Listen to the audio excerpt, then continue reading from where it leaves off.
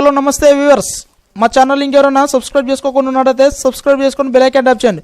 So friends, మనకి corona వచ్చిన బాధితులు ఎవరైనా ఉంటే మాత్రం ఎగ్జామ్స్కి అయితే మాత్రం వాళ్ళకి 2 రోజులు అయితే చివరి రోజు అయితే కేటాయిస్తామని అయితే వీళ్ళొక క్లియర్ ఇన్ఫర్మేషన్ ఇచ్చారు. సో వాళ్ళకైతే మాత్రం ఎగ్జామ్ 2 సెంటర్లు అయితే కేటాయించి వాళ్ళకి ఎగ్జామ్ నిర్వహించేలా వాళ్ళకైతే చర్యలు చేపడుతున్నామని అయితే మనకి తుమ్మల పాపిరెడ్డి చెప్తున్నారు. సో వారికైతే అలా ఎవరైతే ఇన్విజిలేటర్స్ ఉంటారో వాళ్ళకైతే మాత్రం పీపీ కిట్లు అయితే మాత్రం వాళ్ళకి ఇచ్చి ఏర్పాట్లు చేసి వాళ్ళకి ఎగ్జామ్స్ కండక్ట్ చేసే విధంగా అయితే మాత్రం వాళ్ళకు అయితే అవకాశం కల్పిస్తున్నట్టయితే చెప్పడం జరిగింది. సో మనం ఇక్కడ చూసినట్టయితే మాత్రం కరోనా బాధితులకు చివరి రోజు ఎంసెట్ ప్రత్యేక పరీక్ష కేంద్రాలు ఏర్పాటు.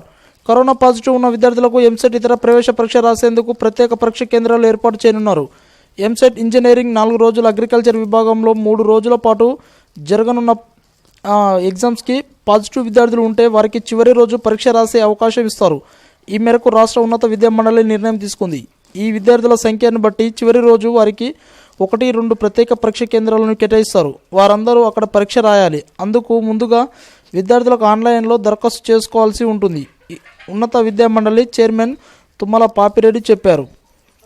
ఆ కేంద్రంలో పనిచేసే ఇన్విజిలేటర్స్ పీపీ కిట్లు అందజేస్తామని అయితే చెప్పడం జరిగింది ఫ్రెండ్స్.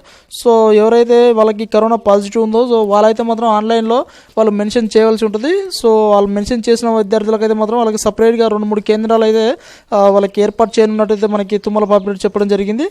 సో మనకి అదేవిధంగా మనం ఇక్కడ మనకి వచ్చిన డేట్స్ చూసుకున్నట్టయితే మాత్రం ఇక్కడ ఈసెట్కి ఆగస్టు 31న ఎంసెట్ ఇంజనీరింగ్ విభాగంలో సెప్టెంబర్ 9, 10, 11, 14 తేదీలలో నిర్వహించాలని ఇప్పటికే నిర్ణయించారు. ఇక అగ్రికల్చర్ విభాగంతో పాటు ఇతర ప్రవేశ పరీక్ష తేదీలను త్వరలో ఖరారు చేయనున్నారు.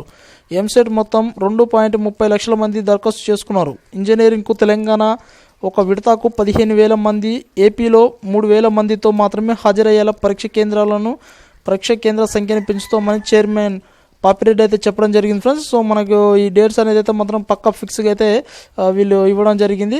సో మనకి ఎంసెట్ అయితే వచ్చేసి 9, 10, 11, 14 తేదీలు అయితే నిర్వహించడానికి అయితే వీళ్ళైతే క్లియర్గా ఇన్ఫర్మేషన్ అయితే ఇవ్వడం జరిగింది. సో అదేవిధంగా కరోనా వచ్చిన పాజిటివ్ విద్యార్థులకైతే మాత్రం వాళ్ళకైతే మాత్రం చివరి రోజు అయితే 1-2 కేంద్రాలను అయితే ఏర్పాటు చేస్తామని అయితే వీళ్ళు క్లియర్గా చెప్పడం జరిగింది ఫ్రెండ్స్.